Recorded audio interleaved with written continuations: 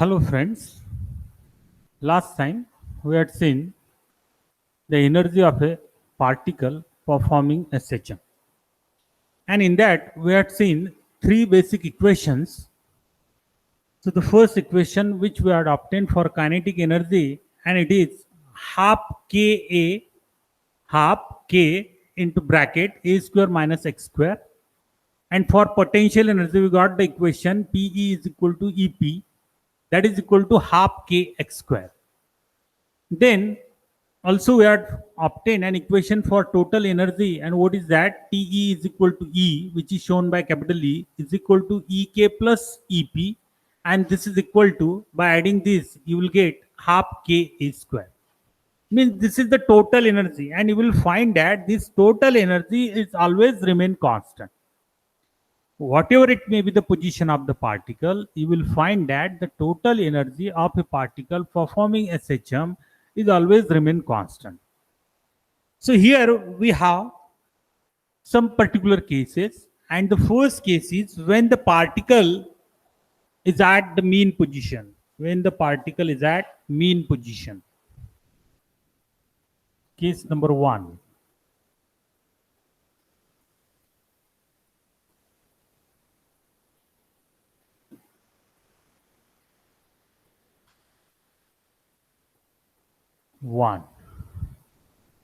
When particle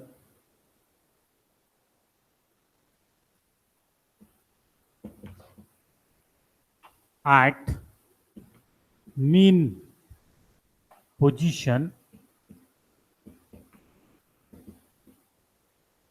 and when the particle is at mean position, it means that x is equal to 0. X is equal to 0. So in such a case, if x is equal to 0, if you substitute this value in this equation, then what you'll get? Kinetic energy Ke is equal to half K into bracket A square minus, instead of x I will substitute 0, so that you will get K half Ka square,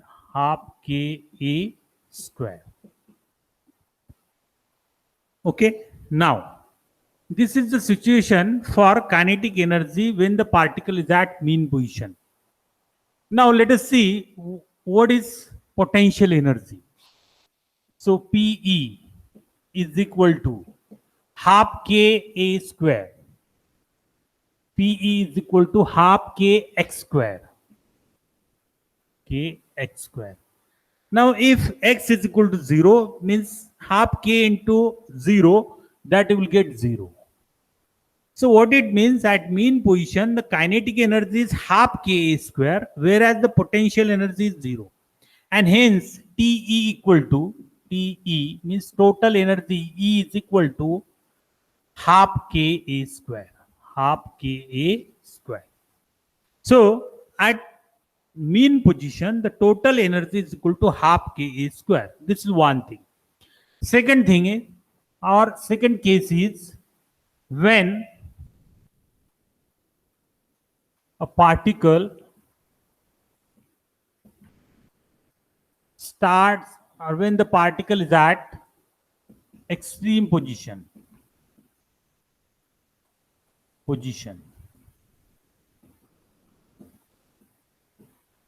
So when it is at extreme position, by that time x is equal to plus minus a. X is equal to plus minus a. Means as the particle is performing simple harmonic motion, so here this is the mean position O, this is extreme position say N, and this is another extreme position say M. So along this path the particle is performing SHM. So here this is plus A and this is minus A. Means this is nothing but the amplitude. Capital A means amplitude, okay? And amplitude is nothing but the maximum displacement of a particle from its mean position. So that's why here we have considered x is equal to plus minus a. Let us see what happened when we substitute x is equal to plus minus a. So in the first equation, kinetic energy Ke is equal to Ek is equal to half K half into K in bracket a square minus if you substitute x is equal to plus a, then you will get a square minus a square. A square minus a square is 0, means half k into 0, you will get 0. So kinetic energy of a particle at the extreme position is equal to 0. Now what about potential energy? PE is equal to means EP is equal to kinetic potential energy is equal to half k x square. So half k. Instead of x, I will substitute plus a, so it becomes a square. It becomes a square. Hence TE is equal to. Hence TE is equal to. TE is equal to kinetic energy is 0, no doubt. So TE is equal to simply half k a square. So this is an equation for total energy when the particle is at an intermediate position. Means it may be here, it may be here, it may be here at any position. By that time, the potential total energy is given by half k a square. When the particle is at mean position, its total energy is again half k a square. When the particle is at extreme position, again its total energy is half k a square. What it means, the whatever it may be the position of the particle, its total energy always remain constant. Its total energy always remain constant. Or in other words, we can say that total energy is conserved. Means when a particle is performing SHM, its total energy always conserved, means it always remain constant. But you may say that here we can see there are changes in kinetic energy and potential energy. Its total energy remains constant, but there may be a change in kinetic energy and potential energy depending upon the position of the particle. So at mean position, when the particle is at mean position, the entire energy is kinetic, and that can be verified by observing this equation. T is equal to half k a square, because here potential energy is 0 and the entire energy is kinetic. Means when the particle is at mean position, the entire energy is kinetic. On the other hand, when the particle is at extreme position, the entire energy is potential, because by that time kinetic energy is equal to 0. By that time the kinetic energy is equal to 0, and hence the total energy is nothing but the potential energy. Means when the particle is at mean position, the entire energy is kinetic. When the particle is at extreme position, the entire energy is potential. And when the particle uh, sorry, when the particle is at an intermediate position, it is partly kinetic and partly potential. It is partly kinetic and partly potential, that can be verified by observing this equation.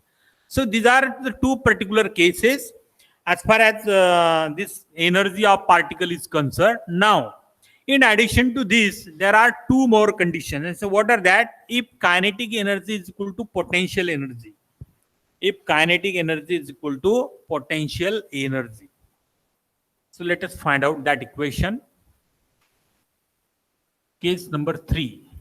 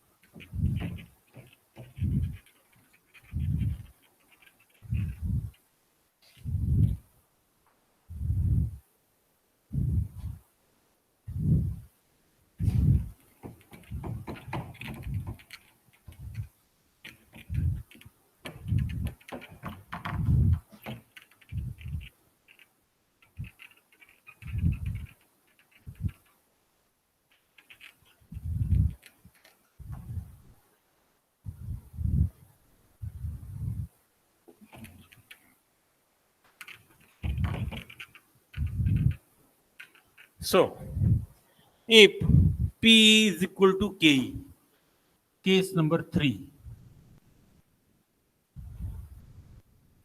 if PE is equal to KE, means if potential energy is equal to kinetic energy, in that case we can equate these two equations. So what you will get, half E into A square minus X square, sorry, this is K, not E, but it is K. Okay, so this is K, half K into A square minus X square. This is equal to half Kx square. So here I will write PE because on that side, and this is Ke. Okay, Ke, this is the equation for kinetic energy and this is the equation for potential energy. So when we equate this, what you will get, half Ka, half Kk will get cancelled, and if you transfer this x square on that side, so A square is equal to 2x square. X, if you transfer x square on that side, here it is negative, it becomes positive. So this is already x square plus x square means 2x square, and hence x square is equal to A square by 2. Taking square root on both sides, x is equal to A divided by under root 2. A divided by under root 2. So at a distance of A by root 2, we will get kinetic energy is equal to potential energy. Means along this path at a distance of A by root 2. A means this total displacement. And if you divide it by root 2, okay. So at a distance of A by root 2, you will get kinetic energy is equal to potential energy. And we have TE is equal to Ke plus Pe. Here as both are same, we can write it as Ke plus Ke. Okay, so it means that you will get 2 times of Ke, 2 times of Ke, and hence kinetic energy is equal to total energy is denoted by capital E, E divided by 2. Here total energy is nothing but E. Here you can write TE. Okay, total energy is equal to E is equal to kinetic energy plus potential energy. If you substitute Ke is equal to P or P is equal to Ke, no doubt, so it becomes Ke plus Ke, it becomes 2 times Ke, and kinetic energy is equal to E by 2. Similarly,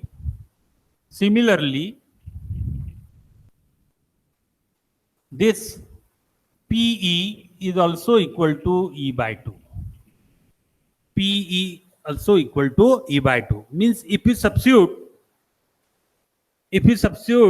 Ke by Pe, then what you will get, Pe plus Pe means 2Pe. 2Pe means Pe is equal to E by 2, and finally you will get potential energy is equal to E by 2. This is the case number 3. Now we'll see the case number 4. So what is that? At a distance at x is equal to A by 2 plus minus A by 2. At a distance of x is equal to A by 2.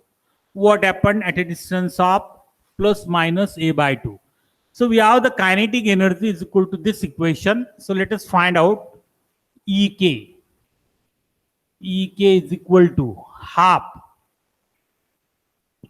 K into A square minus, instead of x, I will substitute A by 2. Here it is square, so it becomes A square by 4.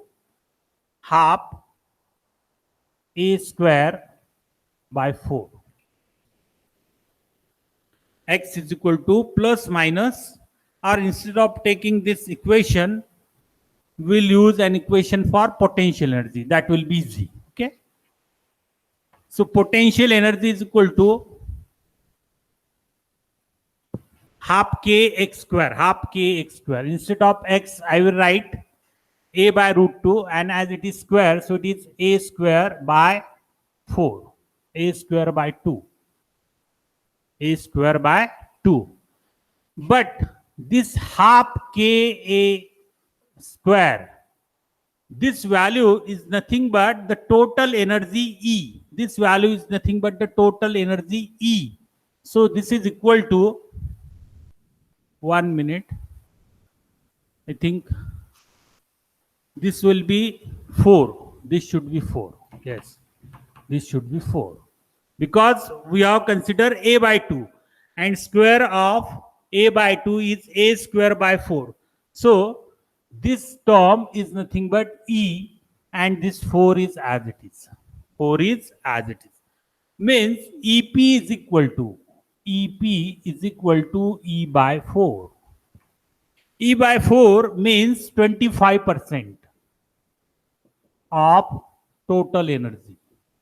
So if kinetic, if potential energy is 25% of the total energy, if we substitute x is equal to a by 2, in that case we will get potential energy of a particle is equal to 25% of total energy. Then what is the remaining amount of energy? The remaining quantity of energy will be 75%. And we know that total energy is nothing but the sum of potential energy and kinetic energy. If potential energy is 25%, so this implies that EK is equal to 75% of total energy. And the addition of these two is equal to 100%. So this is the energy distribution of a particle which is performing SHM, and also the conservation of energy of the particle. Now the same thing you can show with the help of an energy diagram. So let us draw that diagram. Okay. So I will draw it here. Okay.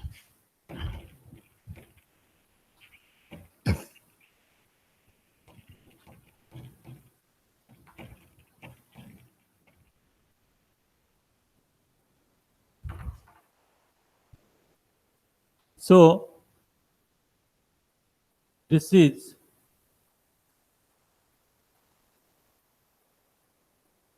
displacement axis, and this as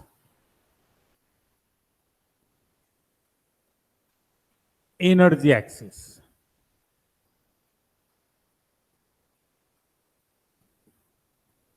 Displacement, and this is energy E, energy E. Okay. Now our aim is to take the various values of displacement and corresponding values of energy. So the maximum value for displacement is plus A. This is the point for which displacement x is equal to plus A. And the minimum value for displacement is minus A, or the another extreme value for displacement is minus A. So plus A to minus A, x varies between minus A to plus A or plus A to minus A. Okay. Then this is origin O. This is origin O. Now here, when the particle is at mean position, earlier we had seen that when the particle is at mean position, the entire energy is kinetic. The entire energy is kinetic. Means when the particle is at mean position, the entire energy is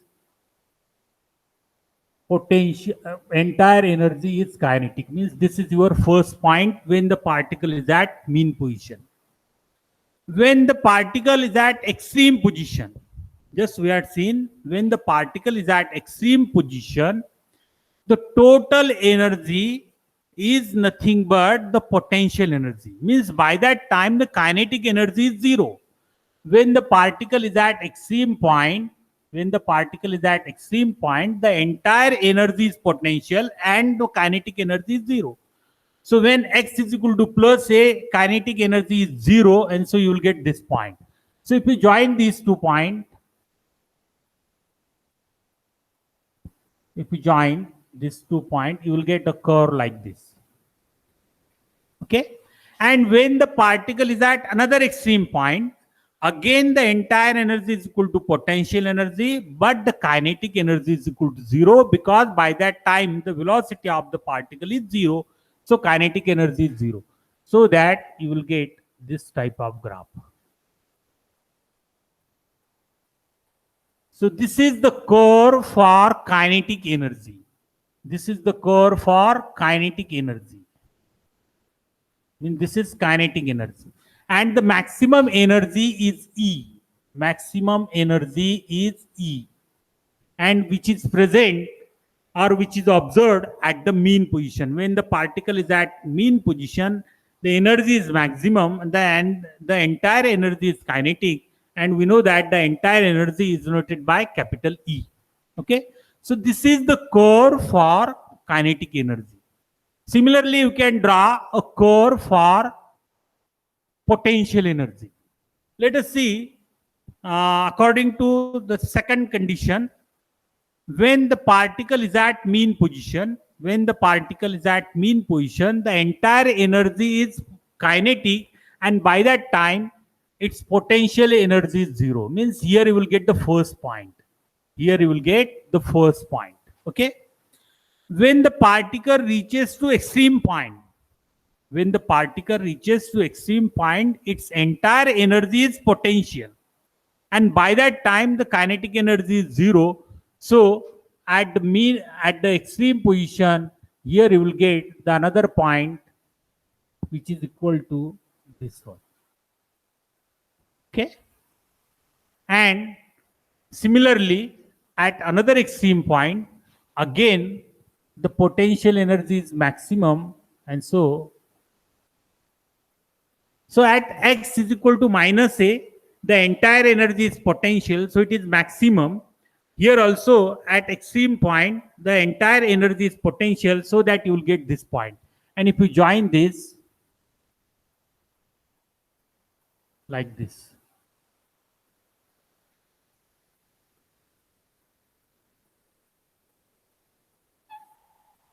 okay.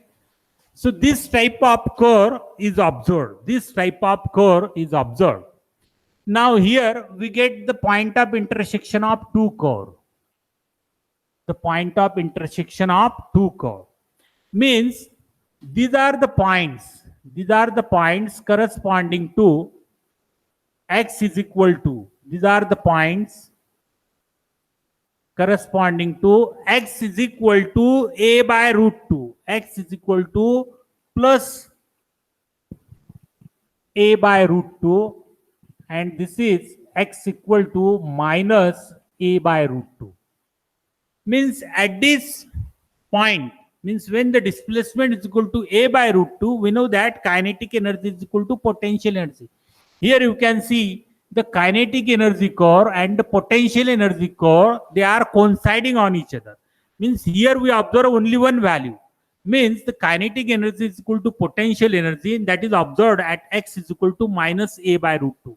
Here also we are getting only one value for both the energies, and so means both the curves are crossing each other at this point, and this is observed at x is equal to plus a by root 2. So this is the energy diagram, and if you join these 2 points here, if you join these 2 points,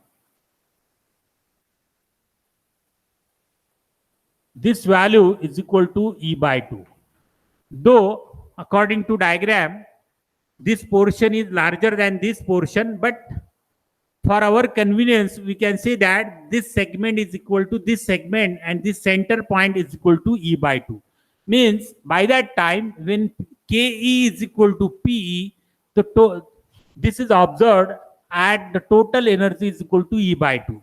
Means half of the total energy is potential and half of the total energy is kinetic.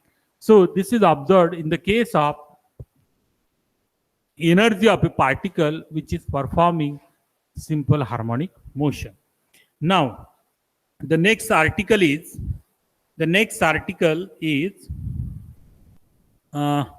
simple pendulum. The next article is simple pendulum.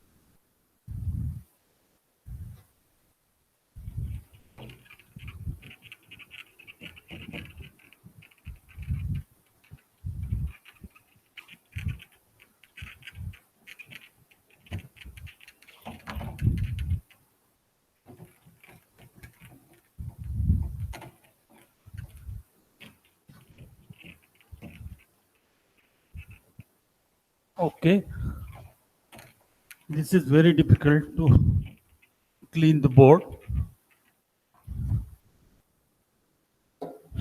Okay, simple pendulum.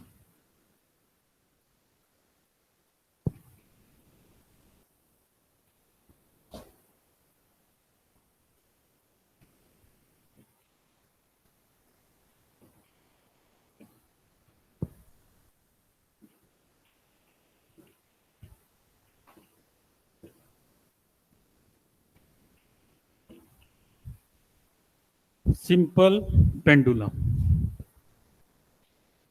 This is very important article in this topic, and that is oscillation. Sometimes you may ask a question in the board exam, and what is that? Define an ideal simple pendulum and also obtain an equation for its time period. Obtain an equation for its time period. So, in order to define a simple pendulum, here we have to consider certain facts as far as ideal simple pendulum is concerned. Ideal.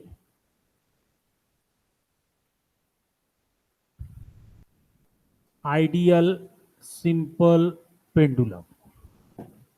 So ideal. Simple, basically, simple pendulum is nothing but a bob suspended from a rigid support. A heavy bob suspended from a rigid support with the help of a string. With the help of a string, that we call it as a simple pendulum. You all are familiar with the pendulum that is observed in a clock. Okay, so in a clock, pendulum is there, and that pendulum, it oscillates about its equilibrium position. But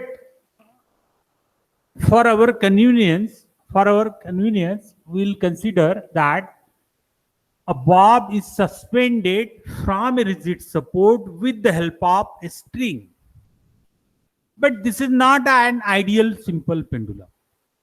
In order to be an ideal simple pendulum, this pendulum must satisfy certain characteristics. And what are they? So, in order to define an ideal simple pendulum, we can define it as a heavy particle, heavy particle, heavy particle, heavy particle, suspended from a heavy particle suspended by an inextensible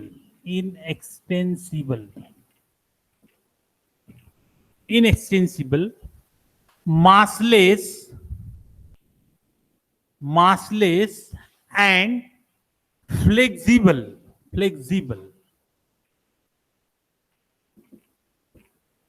means a heavy particle suspended by an inextensible,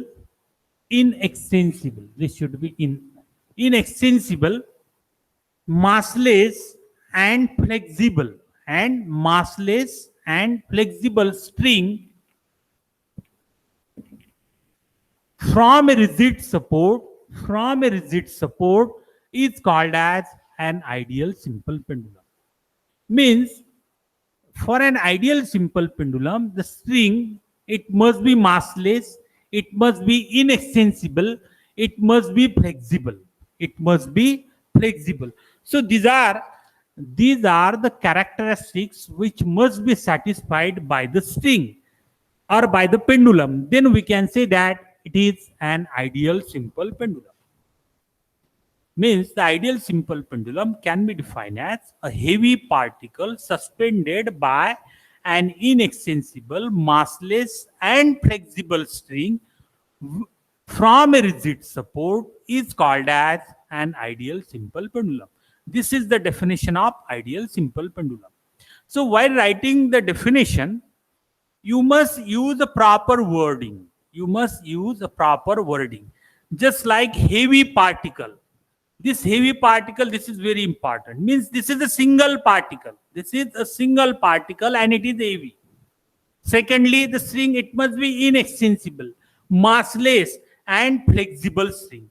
So all these words should include in a definition. Then only it will be a correct definition. Okay, this is one thing. But practically, it is not possible to have a heavy particle. In order to perform this experiment or in order to construct a simple pendulum in our laboratory, it is not possible for us to find out a heavy particle. So instead of heavy particle, we use a heavy sphere.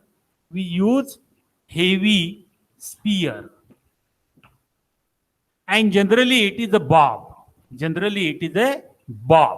Metal bob. Okay, which is spherical in shape, heavy sphere. Then we can have inextensible string. Okay, massless. So massless string is not possible for us. So for that we use light, having the mass of the string is very small as far as it is negligible. So that what we can say, it is a light string. So in our laboratory, instead of heavy particle, we use a heavy sphere, or which we call it as a bob. Instead of massless, we use a light string, and then we can construct a simple pendulum. So we can define the simple pendulum as a heavy sphere, suspended, heavy sphere or a metal bob suspended by an inaccessible light string from a rigid support is called as the simple pendulum. In order to define simple pendulum, what we use, this simple pendulum can be defined as a heavy sphere or in bracket bob suspended by an inaccessible light string from a rigid support is called as a simple pendulum. So this is the definition of simple pendulum. That means in order to define ideal simple pendulum and in order to define simple pendulum, we have to make certain changes in the wording. Okay. So let us find out an equation for the time period of a simple pendulum.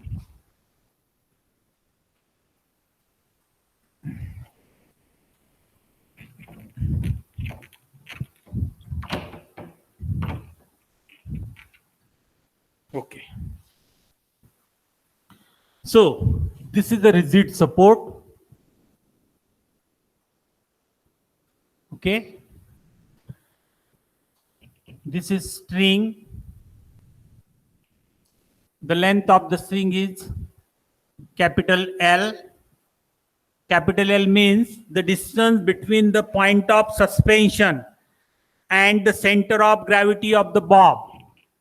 It is generally at the center of sphere, means the distance from this point of suspension to the center of gravity of the bob is nothing but length of the simple pendulum, which is noted by capital L. Okay. Then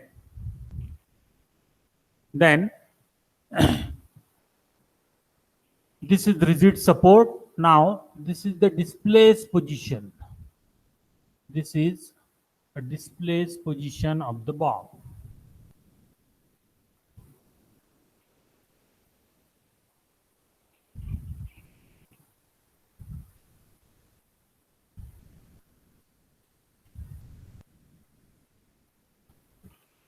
Okay, this is the displaced position of the bob. Now,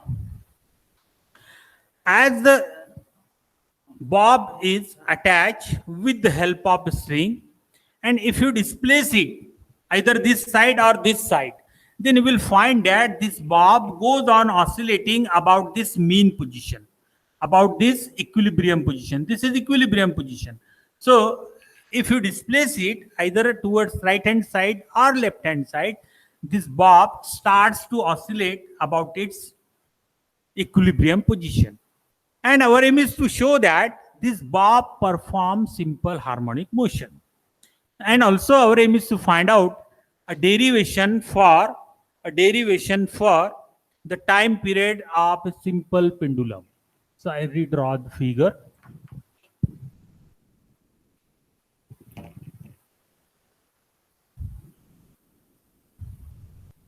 Okay.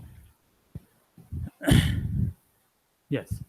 This is the angle made by the string at the point of suspension. Suppose it is theta.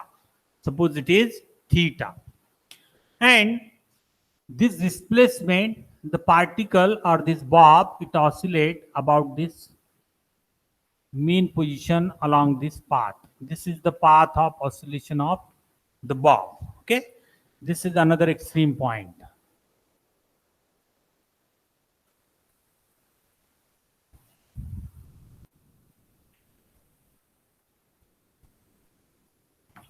Okay. So in the displaced position, here tension T is created in the string. T is the tension created in the string. And at this position, the weight of the bob is acting in the vertically downward direction. The weight of the bob is acting in the vertically downward direction. which is denoted by mg. So mg is the weight of the bob and which is acting in the vertically downward direction. This mg can be resolved into two components. Mg can be resolved into two components. One component will lie in this direction. The another component will lie in this direction. Okay. So I will show this figure here. This is the weight of the bob, which is mg. So it can be resolved into two components, mg cos theta and this as mg sin theta. Mg sin theta means this vector mg can be resolved into two perpendicular component, mutually perpendicular component. One component will lie in this direction and another component will lie in this direction. This component is mg cos theta, means this component is mg cos theta, and this component is mg sin theta. This is mg sin theta. Okay. So the same figure I have drawn here. So in this figure, it is clearly indicates that mg can be resolved into two components, mg cos theta and mg sin theta. If you observe this figure, then you will find that this mg cos theta, this component of mg, it get balanced by the tension created in the string. Means T, it get balanced by this component mg cos theta, or these two forces, they get balance each other. One force will be directed in the vertically in this direction along the string, another is acting in this direction. So both these forces, they get balance each other, or what we can say, mg cos theta get balanced by the tension produced in the string. So T equal to mg cos theta. Okay, this is one thing. Secondly, the remaining component is mg sin theta. Mg sin theta, this is directed towards the mean position. And this component is responsible for the simple harmonic motion of the bob, because this component, it get balanced by the tension, and the remaining component is mg sin theta, and this mg sin theta is directed towards the mean position, so it has tendency to bring the bob to its original position. And so this plays a role of a restoring force. Means this is acting as a restoring force, and this force will try to bring the bob towards its equilibrium position. Okay, so the necessary restoring force is provided by this component mg sin theta. So restoring force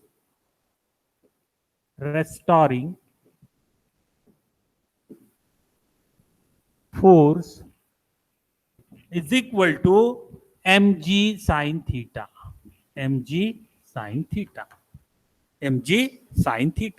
Or we can write it as F is equal to mg sin theta. And here we have to introduce a minus sign. Because you see, restoring force is directed towards the mean position. Whereas theta goes on increasing in this direction. And restoring force is directed towards the mean position. Means these two directions, they are exactly opposite to each other.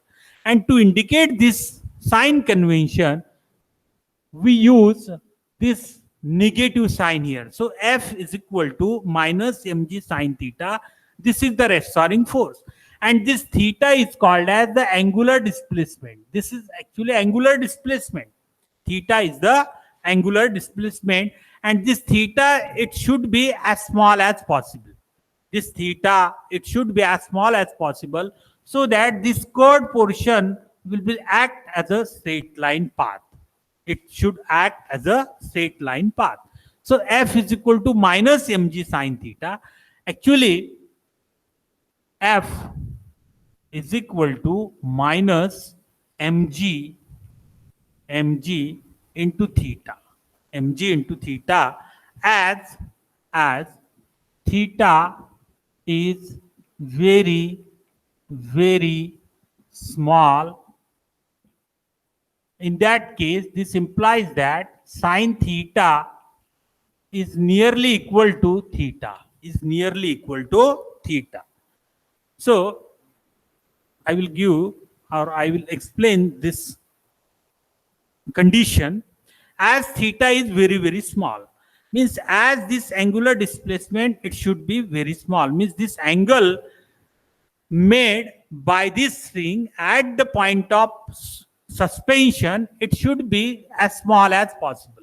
So that as this angle is small, this path is also small. And so as the arc path is small, so we can consider this portion as a straight line, And the motion of the bob, it takes place along a straight line path. Because a particle to be in linear SHM, it should move along a straight line path. And if you observe this figure, you will find that this is a curved portion. But as this angle is small, this curved portion can be treated as a straight line, So that's why this angle should be small. So as theta is very small, in that case, sine theta is nearly equal to theta. Because if you observe the values for sine theta and theta for the angle less than 10 degree, or up to 10 degree, you will find that the sine theta and theta are nearly same. But beyond this 10 degree, you will find that there is quite variation in the value of sine theta and theta. And we are concerned with the theta. We are not concerned with sine theta. Means this restoring force is related with this theta, not sine theta. And that's why this theta, it should be as small as possible. Okay? Probably or practically, it is not possible to consider this 10 degree, but theoretically what we can say, this angle, it should be less than 10 degree, or at the most we can take it as up to 10 degree. Okay, so that you will get f is equal to minus mg theta. So here, if you observe this equation, then you will find that this mg is constant, m into g is constant. M is the mass of the bob, g is the acceleration due to gravity. So mg is constant, that is the gravitational force, and here only varying factor is theta. So from this, what we can say, F, this is the restoring force, is directly proportional to minus theta. Because this is constant into theta, means it is directly proportional to theta. So this indicates that the restoring force is directly proportional to the angular displacement. Okay, angular displacement, and this negative sign indicates that the direction of restoring force and this displacement theta is exactly opposite to each other. So this indicates that the simple pendulum is performing SHM. Because to be a particle in simple harmonic motion, we need that the restoring force must be directly proportional to the displacement. So here this is theta. This theta can be replaced by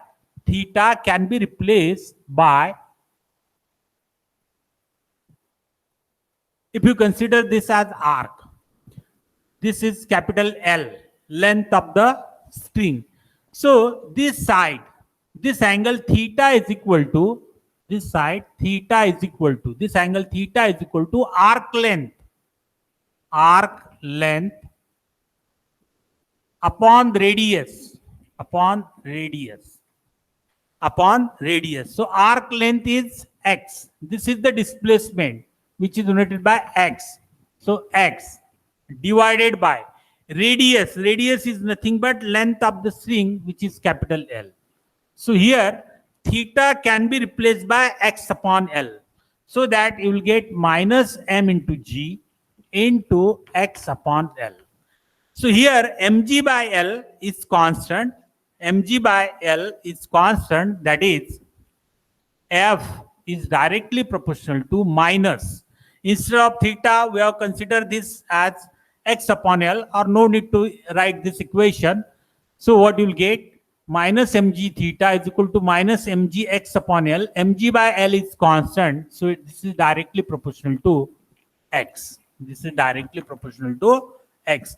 So what we can say, the restoring force is directly proportional to the displacement of a particle, and this negative sign indicates that the direction of displacement and force are exactly opposite to each other. So this bob is satisfy both the conditions which we require for a particle to be in simple harmonic motion, and so this implies that bob performs SHM. But our aim is to find out an equation for time period. So let us see how we will find out. Bob performs this. We have the basic equation T is equal to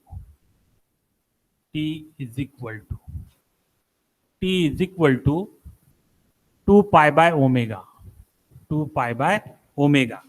And this omega is nothing but, earlier we had seen, under root acceleration per unit displacement.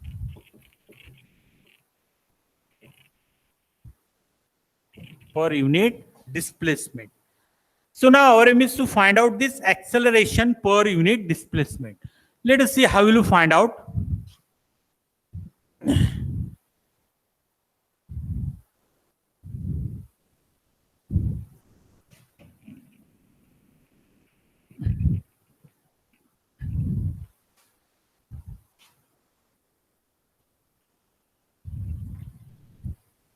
Here F is equal to minus mg x upon L. But F is also equal to m into A. F, I will write it here.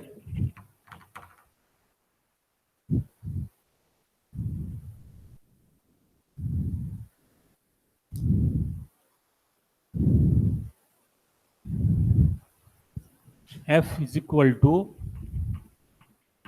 m into A, and F is equal to minus mg x upon L. So m into A is equal to minus mg x upon L. So this will get cancelled. Acceleration is equal to gx by L. Or acceleration per unit displacement means if you transfer this x on the left hand side, you will get a by x is equal to minus g upon L. Means acceleration per unit displacement is nothing but minus g upon L.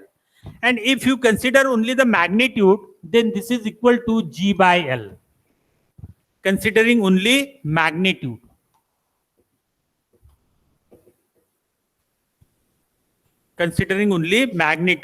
So if you substitute this, a by x means acceleration per unit displacement here, what you will get? 2 pi, or I will write it here, 2 pi divided by acceleration per unit displacement means under root g upon L. Okay? G by L. And so T is equal to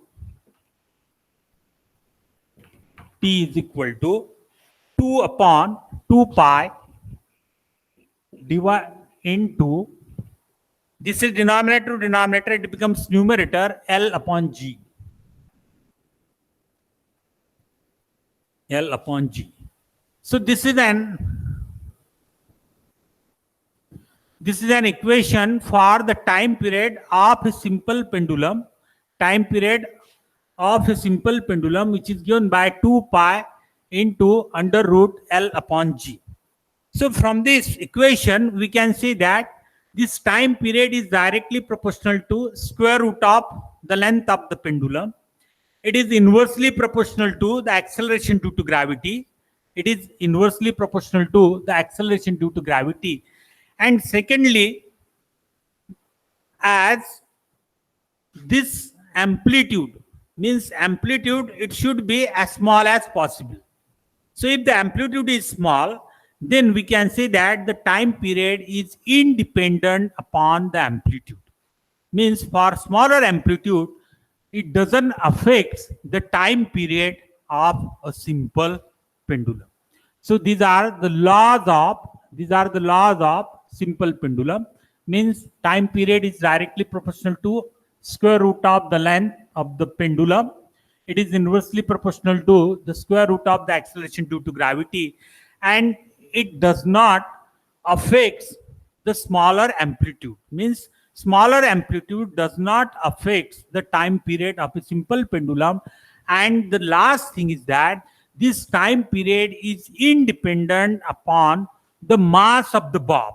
Means for this equation is satisfied for small mass particle as well as big mass particle. Means there is no change in the time period if you change the mass of the bob. So this is the main points as far as this time period is concerned. And while deriving this equation, we have considered that this string, it is massless. It is massless, but practically it is not possible to having a massless string. Okay, so these are the complete derivation of simple pendulum, of the time period of a simple pendulum. In next lecture, we will see angular simple harmonic motion, and there is one particular example of angular simple harmonic motion, that is vibrating magnet. So here we can verify the bob is performing linear SHM, and this equation also satisfy, or from this equation also we can verify the bob is performing linear SHM. See how a acceleration A is equal to gx upon L. This is minus. I forget it to write minus sign. So this is minus. Okay. So here G by L is constant. G by L is constant. So we can say that acceleration A is directly proportional to displacement. Again, this minus sign indicates that the acceleration and the displacement are exactly opposite to each other. Means both the conditions of linear simple harmonic motion are satisfied by this bob, and so we can, or by this simple pendulum. So we can say that the simple pendulum is performing linear simple harmonic motion. Okay. And to get the correct result, practically to get a correct result, the length of the simple pendulum, it should be as large as possible. Okay. So thank you.